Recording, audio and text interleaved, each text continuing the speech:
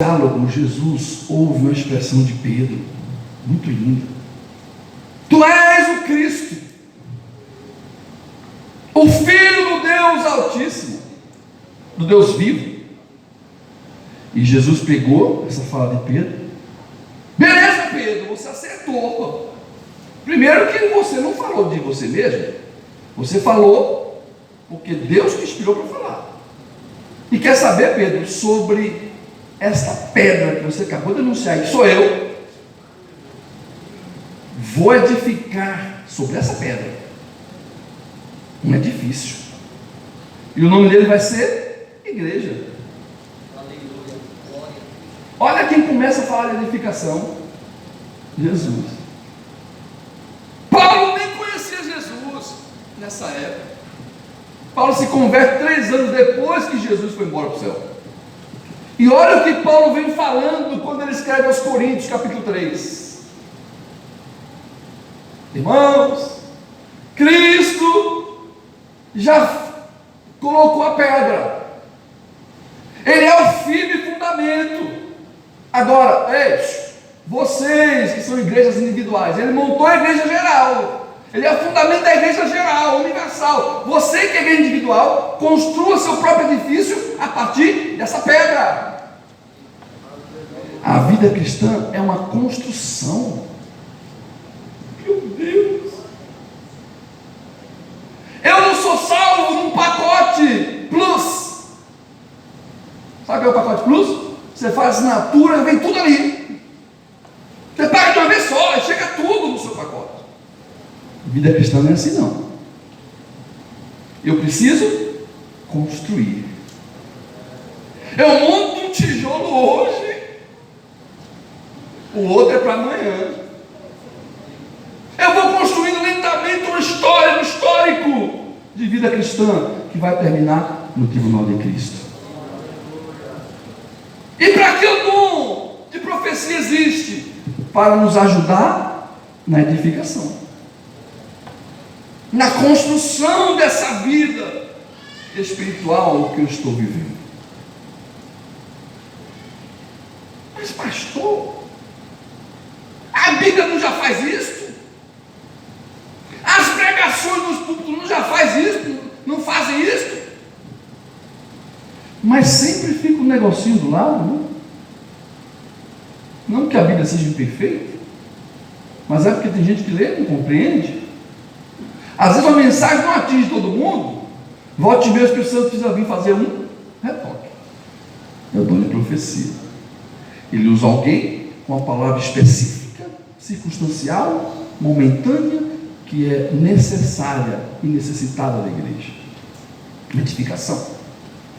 Segundo motivo por que existe dom de profecia: para exortar. A palavra exortar não é reclamar. A palavra exortar, diferentemente de como nós entendemos na igreja, não significa chamar a atenção de ninguém. A palavra exortar do grego, parakalao, que é a mesma raiz da palavra paráclito ou paracleto, que é a palavra usada para o Espírito Santo, pela pessoa do Espírito Santo, para a missão do Espírito Santo. Exortar tem o sentido de chamar para fora, orientando, ajudando e ensinando. É assim que está no grego. Exortar significa ajudar,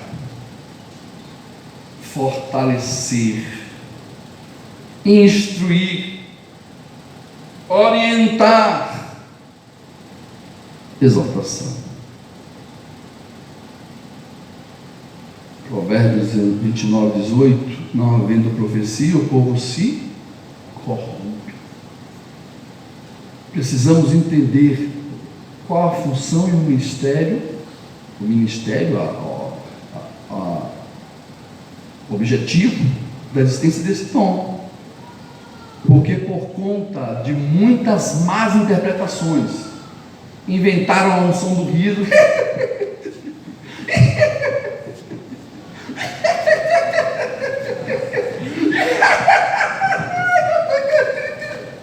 Que é isso? Dom de profecia. Mentira.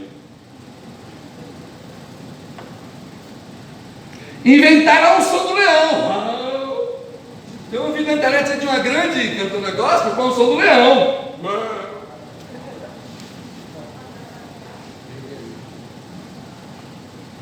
Absurdo. Inventaram a unção da urina. Sabe disso? Tem uma igreja que está ensinando já. O dom da urina ungida.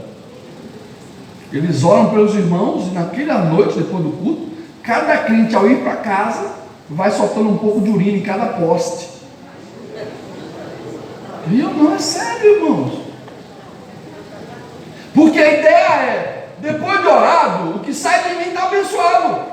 Então eu vou urinando e marcando, e demarcando território. Quem aguenta com isso, irmão?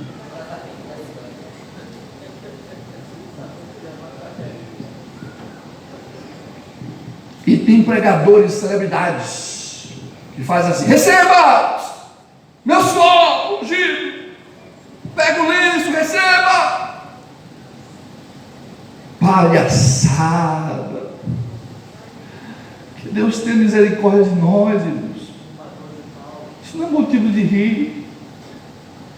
É motivo de chorar. Terceiro objetivo pelo qual existe o dom de profecia, o melhor dos três: consolar.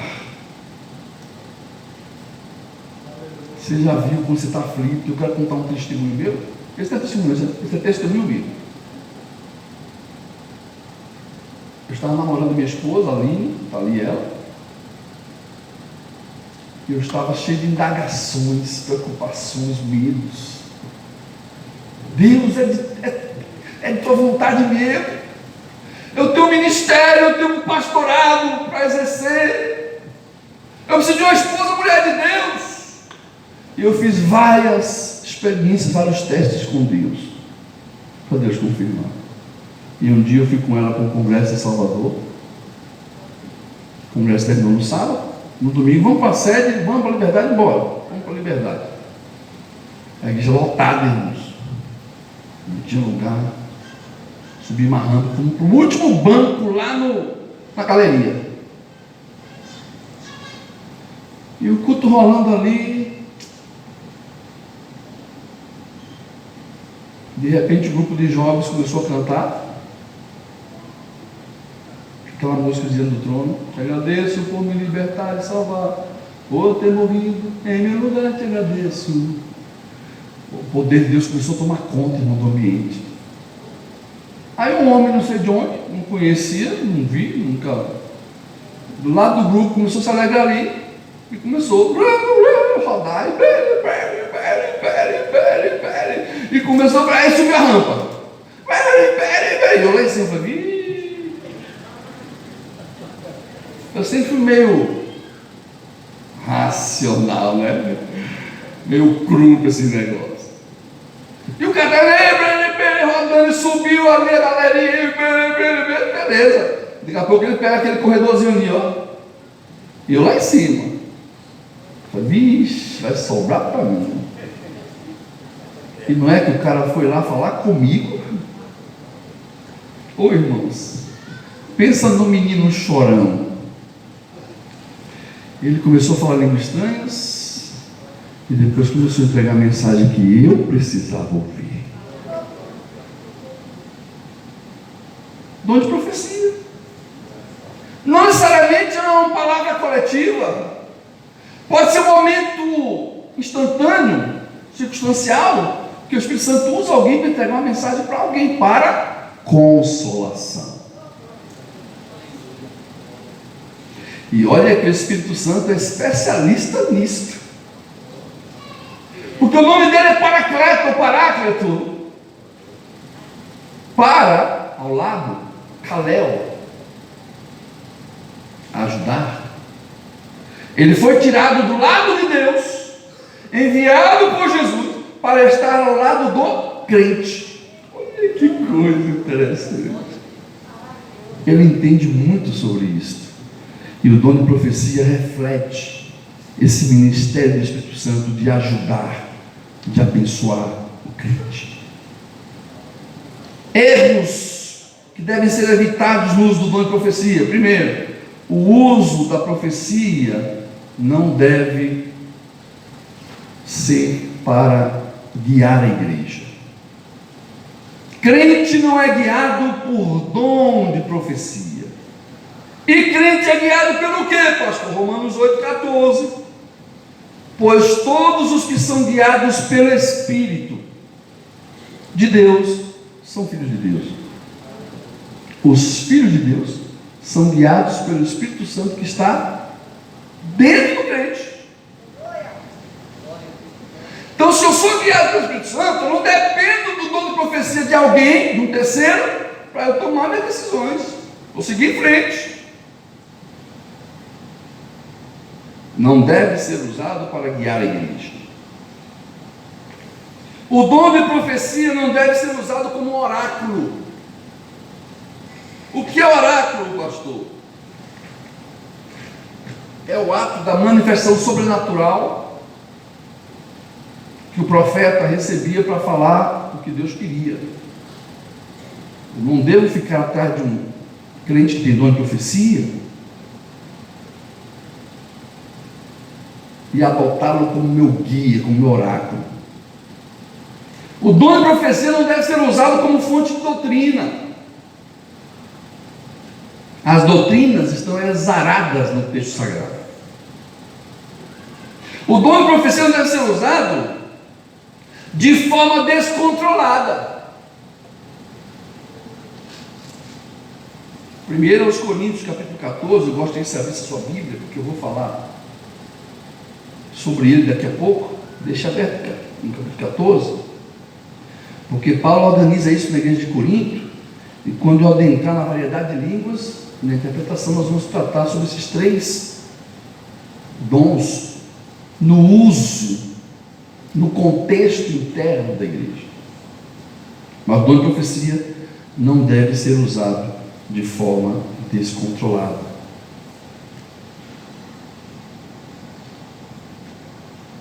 Antes de nós abordarmos esse 4º ponto, eu queria falar sobre variedade de línguas e depois sobre interpretação. O que é o dom de variedade de línguas? Ou variedades de línguas? Não confunda as línguas estranhas, que são sinal do batismo com o Espírito Santo. Se discute muito por aí se o crente que é batizado com o Espírito Santo fala língua estranha ou não. Eu acho interessante porque tem teólogo para tudo, né, irmão? E tem os abençoados que ficam arranjando chifre na cabeça de cavalo. Mas o texto de Atos várias vezes repete isso. Atos 2. E o Espírito Santo desceu sobre eles e todos foram cheios do Espírito Santo. Por quê? Porque passaram a falar em novas línguas. Atos 10, 44. E o Espírito Santo desceu sobre a casa de Cornélio. Por que todo mundo ficou sabendo que o Espírito Santo desceu? E encheu todo mundo. Encheu o quê? Bateu o Espírito Santo. Por quê? Porque eles começaram a falar línguas estranhas. Só se sabia se a pessoa tinha sido batizada em Atos, se ela falasse língua estranha.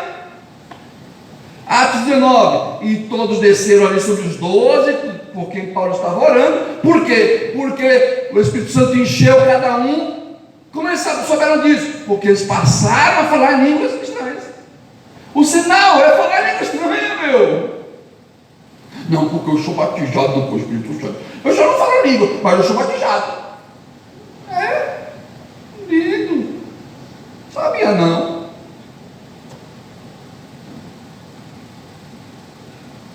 Não confunda, portanto, o sinal do batismo do Espírito Santo, que é o falar em língua estranha. Que língua estranha é essa, pastor? É a língua dos anjos? Não. A língua estranha do batismo do Espírito Santo é uma língua do Espírito Santo. Só quem entende o Espírito Santo, Jesus e Deus. É o idioma particular do crente com Deus. E cada um tem uma. Isso é tão interessante que eu vejo alguns iniciantes assistindo vídeos, pregações de outros pregadores e esquece que a língua estranha é do pregador, não é dele. Ele decora a mensagem toda e quando chega a língua estranha do pregador ele repete também. Ninguém tem língua estranha igual ao outro. Cada um tem uma. Essa língua estranha como sinal do batismo do Espírito Santo, ninguém entende, nem a pessoa que fala. Pastor, isso não é maluquice, não, está na Bíblia. A gente vai ler os textos, capítulo 14 de 1 Coríntios. E para que eu falo essa língua estranha então? Primeiro, para manter minha comunhão afinada com o Espírito Santo. Segundo, para que eu dê oportunidade, vez do Espírito Santo falar, orar por mim, com gemidos inexprimíveis.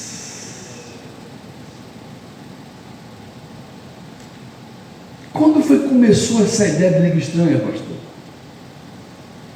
Atos 2. Se você puder ir lá, marca aí a página de Coríntios 14. Eu vou voltar para ela. Mas Atos 2 nós temos aqui, irmãos, um exemplo claro de dois momentos na inauguração da igreja. Tem gente que não consegue compreender isso aqui. Lucas diz assim, Atos 2, verso 1: cumprindo-se o dia de Pentecostes, estavam todos reunidos no mesmo lugar. Fala de união, comunhão. De repente veio do céu, olha que coisa interessante, veio do céu um som. O som não veio do trio elétrico, o som não veio do bar da esquina, o som não veio do seu aparelho eletrônico potente da Samsung, o som veio do céu, mostrando que é a chegada do Espírito Santo. Assim como Deus desceu, Jesus desceu, agora vem do Espírito, ele desce também e manifesta através de um som impetuoso. O som parecia de um vento impetuoso, encheu toda a casa onde estavam sentados. Muita atenção para esses dois versículos que advirão. Primeiro, versículo 3: depois que esse som nos preenche o ambiente, versículo 3: apareceram distribuídas entre eles línguas como de fogo. Observe que não é uma língua comum, é uma língua como de fogo, é uma língua especial. E fogo na Bíblia é símbolo do Espírito Santo. Então apareceu entre eles uma língua como de fogo, e pousou uma sobre cada um deles. Ou seja, cada um recebeu uma língua diferente. Esse momento, essa manifestação do versículo 3, irmãos, é o chamado glossolalia, línguas estranhas. Ninguém entende, nem quem ouve, nem quem fala, nem os demônios, nem os anjos. Não é língua de anjo. Se fosse língua de anjos, os demônios entenderiam, porque os demônios são anjos. Essa língua aqui é a língua do Espírito Santo. Depois que ele batiza o Espírito Santo, todo mundo está presente, e eles começam a falar língua estranha. Aquele ambiente foi tomado de um som maior, o barulho tomou conta do ambiente e saiu pelas janelas, pelas frestas, pelas portas, e começou a pegar. O Espírito Santo fez isso, pegou aquele som e saiu carregando pelas ruas de Jerusalém, meu irmão. E o povo na rua, que é um barulho de águas, né? Havia aqueles que não estavam orando, e aquele som saiu. Que isso? Que barulho é esse, rapaz? É ali no cenáculo, na casa da mente humana. Vamos lá. E os curiosos, benditos curiosos, vamos lá ver agora. Foram para o cenáculo. Irmãos, aqui acontece o segundo episódio. Os crentes já estavam falando a tal da glossolalia. Quando aparecem, irmãos, os curiosos na porta, à medida que eles iam aparecendo, o Espírito Santo começava a usar um ali com a xenolalia, outro xenolalia, outro xenolalia. Porque o versículo diz assim, todos ficaram cheios do Espírito Santo, quando já estão batizados com o Espírito Santo. A palavra cheio do Espírito Santo em Atos significa batizados com o Espírito Santo. E passaram a falar em outras línguas. Você, como é que Atos 2:3 eles já estavam falando em línguas? Em Atos 2:4 eles passam a falar em outras línguas? É porque as línguas de Atos 2:3 são as línguas do Espírito Santo como sinal de batismo com o Espírito Santo. As línguas de Atos 2:4 são os idiomas humanos, como o dom de variedades de línguas, xenolalia. E eles falavam segundo o Espírito Santo os concedia que falasse. Como é que se deu isso? Aí aparece ainda o versículo 7 em diante, versículo 8 em diante, o Lucas vai dizer que 16 idiomas, 16 nações foram abençoadas nesse dia. Porque aquele barulho do batismo do Espírito Santo correu pelas ruas, e os curiosos vinham para a porta, e abriam a porta para ver o que era. Quando ele abria a porta, se ele era egípcio, Deus usava alguém ali na linguagem